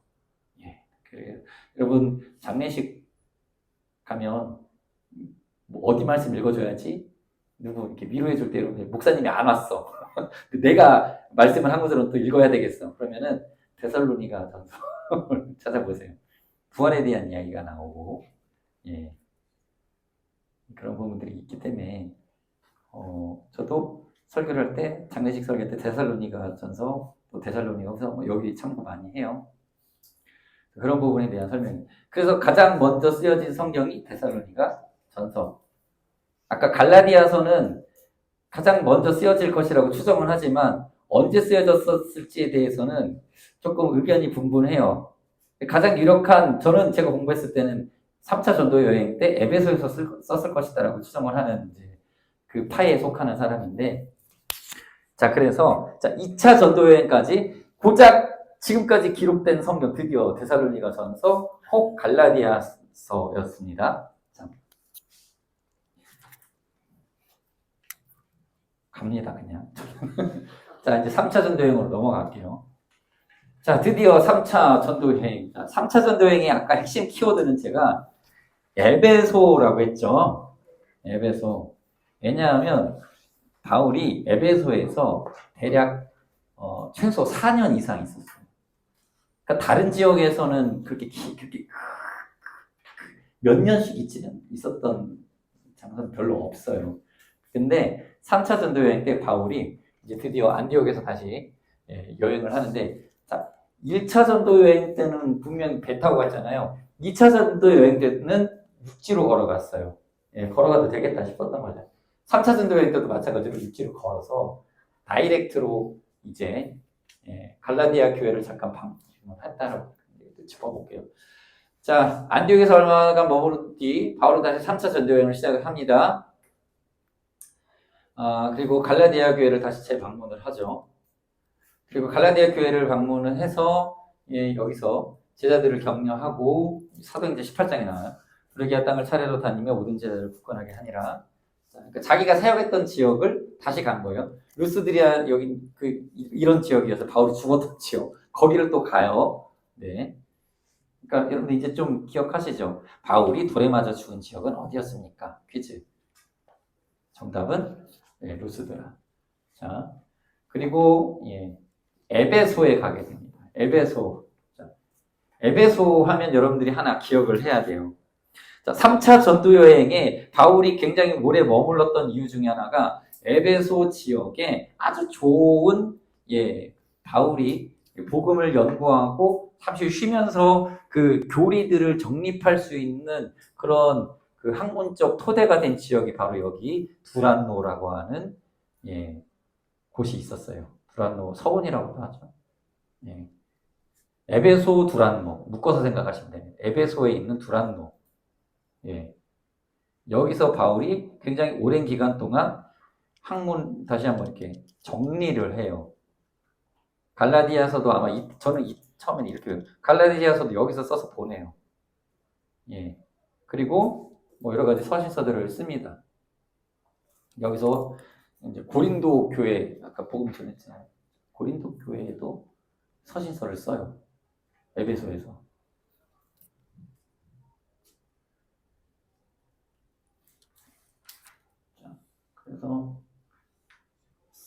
3년, 4년을 머물러 있는데, 그러니까 에베소에서 몇 년, 뭐 두란노에서 몇 년, 뭐 이렇게 표현을 하긴 해요. 두란노에서 조금 더 오래 있었던 걸로 기억을 하는데, 그래서 에베소 지역이에요. 그러니까 다 여기서 엄청 연구를 하고 오랫동안 말씀을 강론을 하고 오랫동안 사역을 해요. 그러면 결과가 어떻게 됐을까요? 에베소 지역이 어마어마했습니다. 바울이 오래 머물러 3년, 4년 이렇게 머물렀을 것으로 보는데 열매가 어마어마하죠. 그래서 어떤 일이 벌어지냐면 바울이 복음을 증거하니까 야, 우리 그동안 온갖 잡서들, 책들 이런 것도 이제 마술서들 다 갖다 버리자, 불태우자. 그러니까 한마디로 성시화가 됐어요. 에베소가.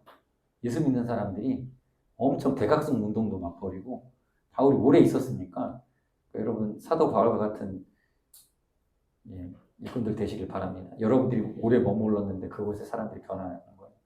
그러니까 그래서 이렇게 막 책들 가다가 어떤 잡서들 다 그냥 미신서들 다 버리고 불태우고 그리고 막 대각성 운동이 벌어지고 야 우리 이제 더 이상 우상 믿지 말자 하나님만 믿자 문제가 생깁니다. 그러면서 에베소 지역에는 그 은으로 이렇게 수공예품 만들어서 먹고 살았던 특별히 그때 당시 수공예품 중에 단연 가장 비싸게 팔아먹을 수 있었던 것은 아데미 여신 상 만들어 파는 거죠.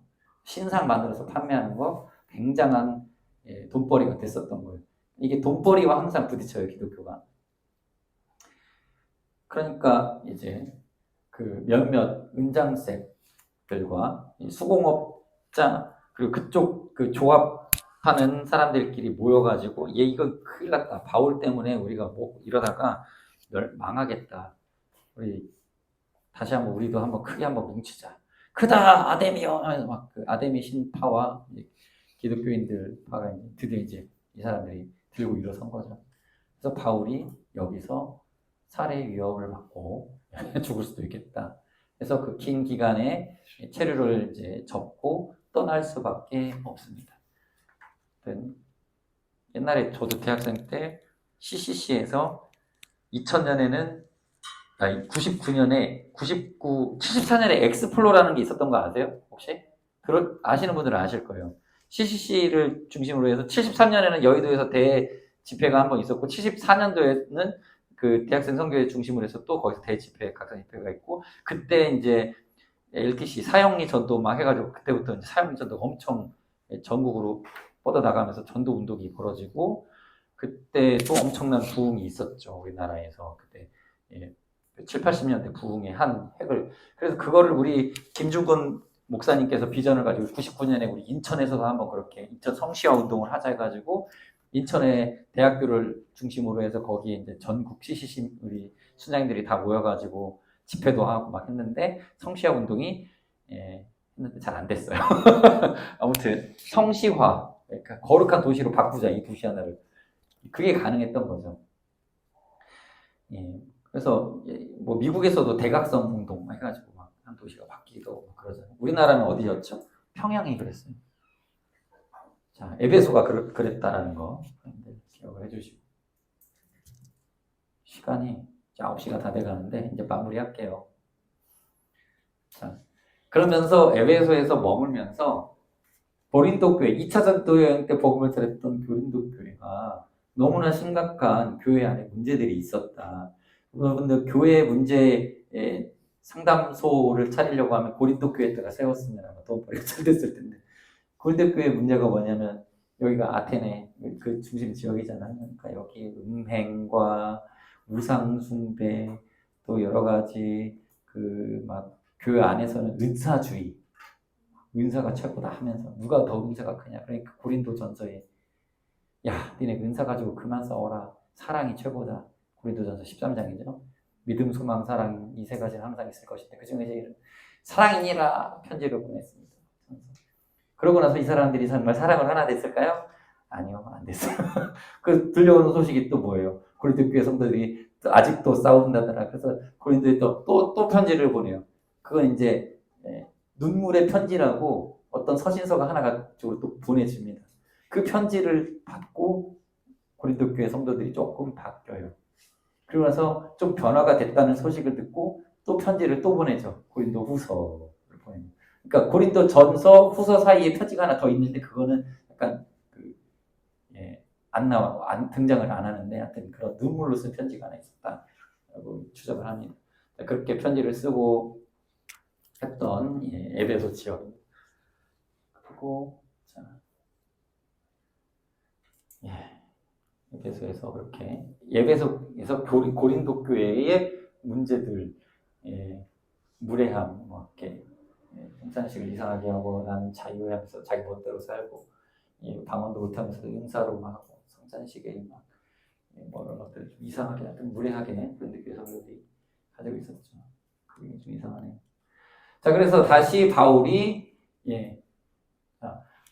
고린도 가서 이제 그 문제들을 다 해결을 하고 돌아오는 길에 드로아에서 설교를 하는데 그 유명한 드로아에서 유두고라고 하는 청년이 3층에서 4층인가 3층인가 난간에서 기대어서 이렇게 설교 듣다가 졸다가 떨어져 죽습니다. 자, 유두고가 3층 창문에 걸터 떨어졌는데 다시 살려내죠. 그게 트로이 드로아입니다. 지금도 좀 유두고 되실 분들이 몇 보이긴 하는데 제가 여기 1층이니까 특별히 다시 살려내진 않겠습니다. 네, 1층이니까. 자, 그렇게 돼서 요거까지만 하고 마칠게요. 그냥 오늘 한 거. 그리고 나서 돌아옵니다. 이제 3차 전도 여행을 마치고 에베소에서 잠시 갔다가 에베소로 다시 돌아와서 밀레도 이쪽 지역으로 돌아와서 이제 예루살렘으로 가야 되는데 문제는 예루살렘에서 있을 일들에 대해서 이제 몇몇 에베소 교회에 있었던 사람들이 이제 예언을 하나 받아요. 그러니까 예언이 아니라 바울도 이제 그런 경고를 받아요. 뭐냐면 예루살렘으로 보라, 이제 나는 예루살렘으로 가는데 환난과 결박이 나를 기다린다 하시나 주 예수께 받은 사명 곧 하나님의 복음을 증거하는 일을 마치려 하면은 나의 생명조차도 조금도 귀한 것으로 여기지 아니하노라 하면서 죽을 걸 알고 예루살렘으로 가면 결박돼서 죽을 수도 있다라는 각오를 하고 예루살렘으로 돌아갑니다. 그러니까 여러분 잘 들으세요. 바울이 로마로 가면서 내가 죽을지도 몰라가 아니라 예루살렘으로 가면서 그걸 걱정한 거예요. 예루살렘으로 돌아가면서 예루살렘에 가면 난 결박된다. 이거 포인트입니다. 로마로 가면 죽을 거니까 나는 그래도 로마로 갈게. 이게 아니었어요. 정확히 말하면 예루살렘으로 3차 전도 여행을 마치고 예루살렘으로 돌아가는데 에베소에 있는 사람들 거기 아까 그 마지막 그 정박지에서 사람들이 가면 안 된다고 바울 선생님 가시면은 이번에는 굉장히 힘들어질 거라고 지금 분위기가 예루살렘에서 심상치가 않습니다. 아마 바울 선생님 고소해서 잡아서 어떻게든 죽이려고 하는 사람들이 예루살렘에서 기다리고 있을 텐데. 잠깐만요. 자, 그래서 그럼에도 불구하고 가이사라 마리타마 이쪽 가이사라 지역으로 이제 돌아와요. 여기에 갔더니 누가 있냐면 누구죠? 빌립의 딸들이었나요? 갑자기 이러네. 사도 중에 한 명. 사도행전을 보시면 그 딸들 중에 하나 선지자가 있다고 사도행전을 보면 나와요. 그 여자애가 예언을 해요. 어떤 허리끈을 갖고 무슨 끈을 갖고 이걸로 당신을 묶여갖고 묶여서 호송될 겁니다. 그러니까 예루살렘으로 가면 안 됩니다. 그러니까 그럼에도 불구하고 갑니다. 그래서 결국 바울이 예루살렘에 갔다가 체포가 됩니다. 체포가 되고 죽이려고 하죠. 근데 여기서부터 이제 또 하나님의 기적입니다. 자, 바울을 체포했지만 함부로 죽일 수가 없습니다. 그래서 로마 법으로 그렇죠. 천부장이 호위를 해줍니다. 그래서 산헤드린 공회 앞에서 바울이 자신의 또 거기서도 복음을 증거를 하죠. 열심히 증거를 합니다. 바울이 그 중 일부는 사두개인이요 일부는 바리새인인 줄을 알고 공회에 외쳐 이르되 여러분 형제들아 나는 바리새인이요 또 바리새인의 아들이라 죽은 자의 소망 곧 부활로 말미암아 내가 시문을 받노라 하는 순간 부활이 있다라고 하는 사두개인들은 아니 없다라고 믿는 사두개인들은 또 부활이 있다라고 믿는 바리새인들 사이에 서로 싸우기 시작하는 겁니다. 바울을 향해서 이 초점을 맞추고 있던 이 두 부류 사이에 서로 다툼이 시작이 되면서 바울이 다행히 무사히 그 장소를 사내들인 공회를 예수님은 죽었지만 거기서 사내들인 공회에서 예수님 사형 판결을 받고 죽었지만 바울은 여기서 빠져나오게 되죠. 그리고 로마의 엄중한 보호 아래에 가이사랴로 다시 돌려보내집니다. 그래서 보호 아래 천부장의 편지를 받고 호위 군들과 함께 가이사랴로 가게 돼서 이 가이사랴에서 중간에 여기서 잠 자고 또 떠났다. 여기서 뭐 막 숨어 있는 400명이 바울을 죽이려고 막 암살자들이 있었지만 바울이 보호를 받았다는 얘기고요. 자, 그리고 가이사랴에서 드디어 투옥이 됩니다. 사도행전이 이제 마무리되어지는 마지막 부분에 이제 이때 당시 총독이었던 벨릭스, 또 베스도 뭐 이런 사람들이 다 듣는 데서 이제 복음을 여기서도 이 총독과 이때 당시 이 사람들이 다 누구예요? 헤롯 집안 사람들인 거예요. 헤롯 집안 사람들이고 그리고 그쪽 권력자들 앞에서 복음을 전하는데 이 사람들은 또 듣는 사람도 듣고 믿는 사람도 있었습니다. 자, 이런 부분이 사도행전 마지막 부분에 조금 나오고 그리고 바울이 드디어 로마로 갑니다. 그러니까 사도행전을 보시면은 사도행전 마지막이 굉장히 뭔가 열린 결말처럼 끝이 나버려요. 여기서 뭔가 사도 바울의 그 목숨을 다할 때까지의 그 어떤 이야기가 딱 스토리가 있으면 사도행전을 보면서 오, 그렇구나, 좋은 이야기였어. 딱 덮고 감동받고 잠 잘 잘 수 있거든요. 근데 이게 잠을 못 자게 만들어버려요. 그게 뭐냐면 이제 가이사랴에서 배를 타고 무라로 가서 이제 크레타 섬으로 가서 여기 미항에서 출발을 해야 되는데 이제 여기서 뭐 여러 가지 이야기들이 나와요. 항소를 하려고 이제 법적으로 떠나게 되고 무라를 갔다가 곡물선으로 건너타고 넘어갔다. 여정이에요. 별로 알아도. 근데 이 크레타 섬에서 이제 배를 타고 여기를 건너가면 안 되는데 바울이 안 된다고 지금 가면 좀 늦더라도 천천히 가라고. 근데 이 사람들은 뭐냐면은 아니라고 우리가 이제 빨리 곡물을 실어갖고 판매해야 되는데 여기 이 시기가 늦어지면은 안 된다고. 좀 늦어도 큰일 나니까 이거 다 그냥 싣고 우리 빨리 갑시다. 선장들은 말 그대로 선장들은 더 어떻게 보면 바울보다 권위가 있죠. 바울은 뭐 뱃사람도 아니잖아요. 시맨이 아니잖아요. 근데 이 바다를 아는 사람들은 이때 당시 여기 이제 군대 장관하고 해가지고 그냥 갑시다 하고 갔더니 어떻게 됩니까? 결국 태풍을 만나가지고 여기서 유라굴로에 의해서 파선을 하게 됩니다. 죽을 뻔해요. 그런데 바울이 예언대로 이렇게 해서 결국 다 살아남아요. 그때 바울이 활약을 하잖아요. 276명이 죽었다 살아난 거예요.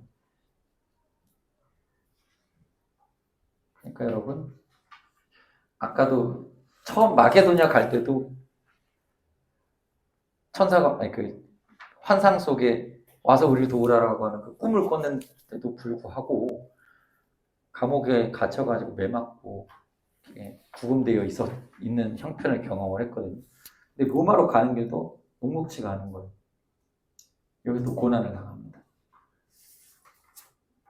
또 마찬가지로 하나님의 그 인도하심이 있는 여정인데도 불구하고 죽었다 살아납니다. 그러니까 바울이 그 편지에 자기 당한 고난을 싹 나열을 할 때 파선을 하고 40이 가만매를 맞고 죽었다가도 살아나기도 하고 근데 그거를 사실 누가가 다 기록을 해준 거예요. 왜 이런 기록을 남겨둬가지고 핑계를 못 대게 하실까요? 왜 이렇게 고난당한 바울을 앞서 보여주셔서 우리가 당하는 고난은 아무것도 아닌 것 같이 느끼게 해주시는지. 그러니까 아무리 선교사님들이 힘들다 해도 바울 앞에서는 할 말이 없어요. 바울 앞에서 할 말이 없어요. 그리고 너 성경 묵상해? 힘들어? 성경책 좀 봐. 사도행전 보면 서신서 보면 할 말이 없는 거예요. 그렇게 해서 바울이 로마로 가고. 자, 그래서 이제 정리합니다. 로마에서 이제 1차 투옥이 있고 2차 투옥이 있어요. 1차 투옥 때 바울은 가택연금 상태에서 비교적 자유롭게 자기 집에서 찾아오는 손님들에게 복음을 전하는 그런 뭔가 되게 장면. 예. 사도행전 28장이 그걸로 끝이 납니다. 어떤 사람들은 바울의 말을 듣고 예수를 믿기도 하고, 어떤 사람들은 조금 의심을 하면서 의심을 갖기도 하고, 그러나 사람들이 자주 왔다 갔다 하면서 바울에게서 복음을 들었더라 하면서 사도행전이 마무리 되어집니다. 그리고 나서 그 사이에 이제 바울이 잠깐 투옥에서 풀려나서 전도 여행을 할 수 있었던 것으로 이제 많은 학자들이 이야기를 합니다. 그래서 그때 이제 이 크레타 섬으로도 또 한번 이제 여행도 가고 뭐 여기 마케도니아 지역으로도 한번 또 잠깐 들렸다가 다시 2차 투옥이 되는데, 그때는 이때 성경에 기록되어지지 않았지만 두 번째 투옥 때는 이때는 이제 네로 황제 시대 때 네로에 의해서 사도 바울은 이제 처형을 당하게 됩니다. 그래서 2차 투옥 시기에 1차 투옥 때 디도를 파견을 하고 디모데를 에베소로 보내서 그곳에 교회 일꾼으로 세워놓고 2차 투옥 때 편지를 써요. 그걸 이제 옥중서신이라고 합니다. 옥중에서 이제 죽을 날이 얼마 안 남은 거죠. 거기서 쓴 성경 중에 하나가 여러분들 알죠? 옥중서신 3개. 빌골몬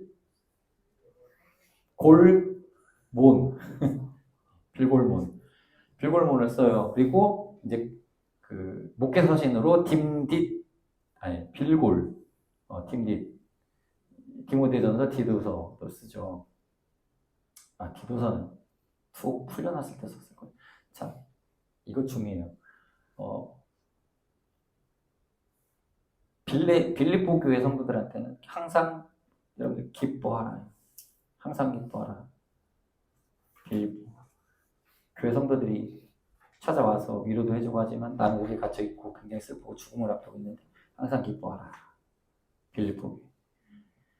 예. 그리고 아까 죄송합니다. 빼먹은 2차 전도여행, 3차 전도여행 때 고린도 교회 다시 갔잖아요. 거기서 로마서 썼어요. 이미 고린도에 두 번째 갔을 때 로마서를 썼고, 마지막 옥중에서 빌립보서 쓰고 골로새는 어디 있냐면요. 골로새가 여기. 자, 이제 나중에 PPT를 보면서 한번 볼게요. 자, 썼던 성경들 한번 정리하고 마치겠습니다. 이거는 제가 유튜브 하시는 분이 정리를 좀 잘 해놓으셨길래 쉽게 잘 해놨어요. 한번 볼게요. 자, 어떻게 썼을까? 바울 서신에 이제 전도 여행. 자, 제가 아까 처음 성경 쓰기 2차 전도 여행 때라고 설명을 드렸잖아요. 어디서 썼죠? 데살로니가 교회를 급하게 떠나와서 아테네가 아니라 고린도에서, 고린도 지역에서, 여기서 데살로니가 전후서를 써서 보냅니다. 고린도에서. 여기에서 이제 급하게 떠나왔으니까 뒷감당 해야 되죠. 그래서 교인을 격려하고 부활과 재림에 대해서 가르치기 위해서, 또 재림에 대해서 가르치기 위해서, 그리고 뭐 재림을 생각을 포기하는 사람들이 있다고. 자, 이런 것들 개념을 가르치기 위해서 데살로니가 전후서를 가장 먼저 씁니다. 자, 그리고 나서 원래 이 전에 썼을 것이라고 보는 학자들이 있는데, 아무튼 3차 전도 여행 때 에베소에서 자기의 1차 전도 여행의 그 열매들이었던 아시아 지역 사람들, 갈라디아 지역 사람들에게, 갈라디아서는 뭐예요? 거기에 있는 강경한 유대인들 사이에서 이제 이신칭이 믿음으로 구원받는다 가르치기 위해서 유대주의를 격파하는, 그 율법주의를 격파하는 성경인 갈라디아서를 씁니다. 그러니까 이때부터 이제 전투력이 상승하는 거예요. 바울의 이신칭의 개념이 딱 생기기 시작을 해요. 그래서 뭐 재림 설명했고, 여기서 에베소에서 이제 학문을 갈고 닦고 설교를 많이 하면서 이 신학의 체계가 잡혀 있는 거죠. 자, 그리고 나서 고린도 교회 문제들을 다 짚어갖고 또 해결하기 위해서 고린도 전후서를 써요. 그래서 교회에서 항상 임직식 하기 전에 담임 목사님들이 골치가 아파갖고 설교하는 게 고린도 전후서예요. 왜 그러냐면 임직식 때 고린도 교회 같은 교회 문제들을 되게 많이 이렇게 은사주의자들 많고, 원래 임직식 때는 맞아. 디모데 전후서 많이 봐요. 장로 어떻게 세워야 되는지 이런 것들. 자, 아무튼 고린도 교회 문제를 해결하기 위해서 고린도 전서를 씁니다. 그리고 뭐 눈물의 편지 쓰고 나서 고린도 후서는 여기 가서 썼거든요. 마케도니아에 가서 이제 자신의 사도됨을 변호하고 유대주의를 겸게 하기 위해서 고린도 후서를 한 번 더 보냈습니다. 드디어 고린도 교인들이 마음을 열었습니다. 좋은 소식, 편지 한 통 더 보내야 되겠군 하면서 쓴 게 고린도 후서. 그 중간에 기도가 있었고요. 자, 그리고 나서 고린도에서 드디어 지금까지 에베소에서 쓰고 고린도에 데살로니가에서 쓰고 그동안 써왔던 것들이 정리가 어느 정도 됐죠. 이 정리된 것을 총집합해서 이번에 한번 제대로 된 거 하나 정리해서 로마로 좀 보내야 되겠다. 내가 믿는 복음에 대해서 내가 정리를 한번 해서 내가 멋진 이 복음을 한번 담아서 내가 편지를 써서 보내야 되겠다. 그래서 로마서 총 16장에 걸쳐서 바울의 신학이 거기다 담겨 있는 로마서가 드디어 고린도에서 써서 로마로 보냅니다. 이게 지금 언제예요? 3차 전도 여행 된 거예요. 3차 전도 여행 보내놓고, 자, 3차 전도 여행 이제 말미가 됐죠. 자, 그러니까 대부분 지금 우리가 웬만큼 한 메이저한 그 바울 서신은 3차 전도 여행 때 좀 많이 썼네요. 갈라디아서 고린도전서, 롬, 고, 갈, 앱, 빌골 사이잖아요. 우리 성경에서. 신약 성경 순서 어떻게 정한지 아시죠? 양 많은 거가 앞으로 간 거예요. 서신서 중에서 그냥 양 많은 거. 로마서, 그 다음에 고린도전서, 고린도후서, 그 다음에 갈라디아서. 많은 거. 이때 여기 다 썼어요. 3차 전도 여행 때. 그래서 3차 전도 여행 하면 여러분들이 조금 개념을 조금 이런 느낌으로 2차 전도 여행은 드디어 개척을 했다면, 해외에 개척을 했다. 3차 전도 여행 때는 좀 공부해가면서 했다는 거예요. 그러니까 교회가 1기 때는 개척해서 막 여러 가지 했어요. 2기 때는 공부 빡세게 하고 훈련 빡세게 해야 돼요. 그런 느낌으로 3차 전도 여행입니다. 그렇게 이해를 하시면. 자, 그리고 나서 이제 로마 감옥에 이제 1차 투옥 때 썼구나. 에베소서는 로마 감옥 1차 투옥 때 에베소에, 제가 에베소서가 좀 기억이 안 나는 것 같다. 로마의 그 가택부금인 거죠. 그러니까 이때 에베소 자기가 아이고 지금 요 지도가 이상하다. 자기가 오랫동안 연구하고 부흥시켰던 그 지역에다가 올바른 교회론, 저는 이렇게 외웠거든요. 왜 그러냐면 교회론이 예배처소에서 교회가 예배처소잖아요. 이렇게 묶어서 외웠어요.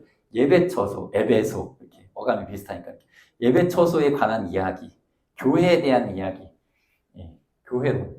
그래서 사실 교회론이라는 게 뭐냐면 이거예요. 예수님의 몸된 우리 각지체 교회가 어떻게 하나가 되어야 되는가, 각지체가 어떤 역할을 한가, 뭐 이런 부분들이 이제 교회론입니다. 오늘날 우리가 교회의 개념을 어떻게 잡아야 되는, 교회가 뭐 성도들이 모여서 맨날 예배만 드리면 교회입니까? 선교도 해야지. 이런 것들 가지고 균형을 어떻게 잡아야 되는가 연구하는 게 교회론이에요. 자, 그리고 나서 골로새 지역의 로마에서 앱골몬이었죠. 에베소서, 골로새서, 그 다음에 2개가 1차 투옥 때 썼네요. 아니다, 3개, 4개. 자, 이 2개, 맞아요. 이게 다 1차 투옥 때, 빌립보서도 1차 투옥 때였군요. 제가 잘못 가르쳤어요. 죄송합니다. 이거는 정정하겠습니다. 1차 투옥 때 썼네요. 감옥에 있습니다. 하여튼 기쁨의 서신. 빌레몬서는 알죠? 여러분들. 오네시모로에게 오네시모로라고 하는 그 도망 나온 종을 다시 주인 빌레몬에게 돌려보내면서 이 사람도 우리 형제니까 얘도 그냥 같이 형제로 좀 받아들여 줘라. 그래서 오네시모로가 빌레몬의 주인 빌레몬에게 다시 돌아갈 때 아련하고 자유의 어떤 그런 기독교인으로서 살아갈 수 있게 해주는 그런 배려의 책이죠. 빌레몬서 읽어보면 굉장히 개인 서신이에요. 자, 그러다가 이제 로마의 이제 디모데 전서까지는 감옥이 없을 때구나. 자, 디모데, 마게도냐, 이게 1차 투옥과 2차 투옥 사이에 잠깐 비는 시간에 마게도니아로 다시 여행을 갔는데 여기에서 전도를 하는 중간에 디모데는 에베소로 보냈거든요. 근데 보내놓고서는 디모데가 과연 사역을 잘 할까? 거기 지금 에베소 사람들도 거기에 권위가 필요한 지도자가 필요했는데 디모데가 이제 교회를 잘 다스려야 되는데 어떻게 사람을 임명을 하고 그 일꾼들을 양육을 해야 되는지에 대해서 말 그대로 순장 교육하는 방법을 써서 보낸 게 디모데전서입니다. 그래서 디모데전서는 목회 서신 이렇게 표현을 하죠. 목회를 어떻게 잘해야 되는지. 우리 쉽게 말하면 우리 정 목사님께서 저한테 편지 써가지고 아니 이찬수 목사님께서 정 목사님한테 편지 써가지고 거기서 순장님들 잘 이렇게 해야 된다. 네, 그런 식인 거죠. 쓴 편지입니다. 그리고 디도라고 하는 사람도 얘 제자였잖아요. 디도를 그레데 교회 지도자로 보냈어요. 보내놓고 또 여기서도 걱정이 되는 거죠. 야, 너 그레데 사람들. 그레데 교회 성도들 문제들이 뭔지 아세요? 그레데 사람들은요, 거짓말쟁이. 거짓말을 밥 먹듯이 해요. 그러니까 여기 그레데 사람들 주로 이 사병들이거든요. 여기 대부분 우리 수원 가면요 다 삼성맨이었어요. 옛날에는 수원에 가면요 우리 집사님들 보면 다 삼성 뭐 맨이었어요. 근데 그레데에는 뭐냐면요 대부분 로마 군대의 사병들 집단들이 많이 모여 있어요. 그리고 어떻게든 이렇게 치중하는 게 뭐냐면 돈벌이였어요. 돈벌이.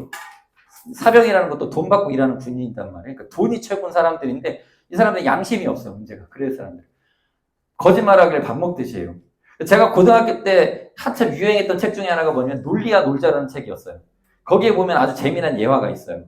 모순이라는 개념을 설명하려고 이런 예를 써요. 한 그레데 사람이 이렇게 말했다. 모든 그레데 사람들은 거짓말쟁이다.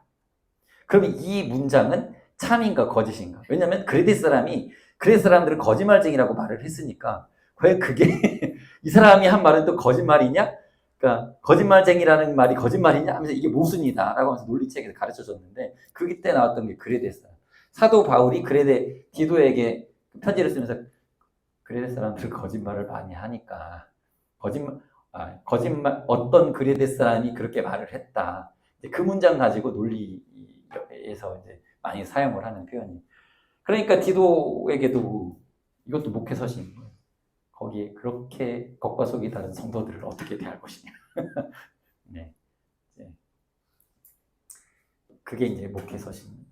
그리고 나서 이제 로마 감옥에 가서 마지막에 이제 춥고 배고픈 거예요. 이제 겨울인 거예요. 감옥이 여름이면 지낼 만한데 겨울 되면 난방도 안 돼요. 이제 마지막 이제 바울이 죽기 직전에 감옥에서 디모데에게 편지를 써요. 야, 나한테 그 겉옷 좀 갖다 달라고. 그리고 나 이제 곧 주님이 나 부르실 것 같은데 한번 와서 얼굴 좀 보지 않을래? 나 좀 한번 만나러 오지 않을래? 하고 디모데에게 편지를 써요. 올 때는 가죽으로 된 책과 뭐 이런 것도 챙겨 좀 오라고. 그리고 진짜 보면 서글퍼요. 디모데후서 한번 나중에 보세요. 굉장히 서글퍼요. 1차 투, 2차 투. 그리고 나서 여러분들이 혹시 바울이라고 하는 영화를 보셨을지 모르지만 그 바울이라고 하는 영화가 있거든요. 사도 바울 해가지고 영화가 있는데 첫 장면이 뭐냐면 바울이 감옥에 갇혀 있어요. 길거리 어두운 밤에 등불을 들고 이 바울의 제자 중에 하나였던 사람이 바울을 이제 문안하러 가는 거예요. 근데 가는 길에 불이 뭐가 붙어 있는데 보니까 십자가에 달린 사람이 밑에 불에 태워서 죽임당하고 있는 뭐 같은 그걸 등불로 쓰고 있는 로마 시내를 이렇게 활보하고 감옥 밑으로 들어가서 바울을 만나는 장면으로 시작을 하더라고요. 근데 그게 이제 영화가 요즘 그런 식이에요. 맨 마지막 장면을 맨 앞에 보여주고 막 그러잖아요. 그런 기법이었는데 아무튼 그리고 나서 바울의 사역 이야기가 쫙 나오고 영화입니다. 아무튼 이러고 나서 바울이 그 마지막 장면에서는 이 감옥에서 나와서 이제 순순하게 걸어 들어오고 나는 그래서 이제 풀어주려고 그러는 줄 알았어요. 혹시 영화에서라도. 근데 그런 게 아니고 돌멩이가 딱 놓여 있는데 단두된 거예요. 그냥 돌멩이 그 옆에 칼찬 군인이 칼 큰 걸 하나 끄라고 로마는 이제 디모데후서를 쓰고 마지막으로 거기서 목베임을 탁 당하고 끝이 나요. 그리고 마지막 장면이 그 천국에서 이제 자기가 전도했던 사람들을 만나는 그런 장면으로 마치게 되는데 바울이 아무튼 여기서 네로 치하 때 이 시기에 로마에서 결국은 사형을 당해 죽습니다. 그리고 비슷한 시기에 신기한 베드로도 그 시기에 로마로 가요. 코바두스 도미네 어디로 가십니까 주님? 로마에서 핍박을 피해서 도망을 나오는데 나는 너를 대신하여 하여튼 뭐 전설인데 너를 위해 핍박받는 저 로마의 기독교인들 대신하여 십자가에 죽으러 간다. 주여 그럼 저도 가겠습니다. 따라가서 거기서 체포돼갖고 바울도 로마에서 결국 십자가에 거꾸로 매달려 죽임당했다 이렇게 기록되어져 그렇게 이제 이어져 보죠. 그렇게 순교를 하게 됩니다. 그게 대략 AD 66년 7년 이쯤 바울이 죽습니다. 그렇게 끝이 나죠. 바울의 이야기를 이렇게 잘 설명을 한 것 같아서 다행입니다. 자, 이렇게 됐고요. 마지막을 바울이 갔던 여러분들 그 책 보시면은 바울의 이제 그 여정들 다 보여주는데 저는 사진 이런 것도 보면은 여러분들 한번 그런 자료들 한번 찾아서 보세요. 바울의 전도 여행에 관련돼서 요약하고 서머리한 자료들이 인터넷에 많이 있고요. 한번 보시면 오늘 공부하셨으니까 근데 제가 가르쳐 드린 거는 아마 지금 파편화돼서 여러분들 머릿속에 이제 기억 살짝 가련한 기억처럼 그냥 이렇게 나뉘어져 있을 텐데 여러분들이 그런 공부란 요령이 있어요. 그거를 지금부터 또 한번 몰입해 보세요. 그래가지고 관련된 자료들을 막 찾아보고 그 전현무가 무슨 인터뷰 자리에서 그러더라고요. 학생들은 스터디를 해야 되는데 러너를 만든대요.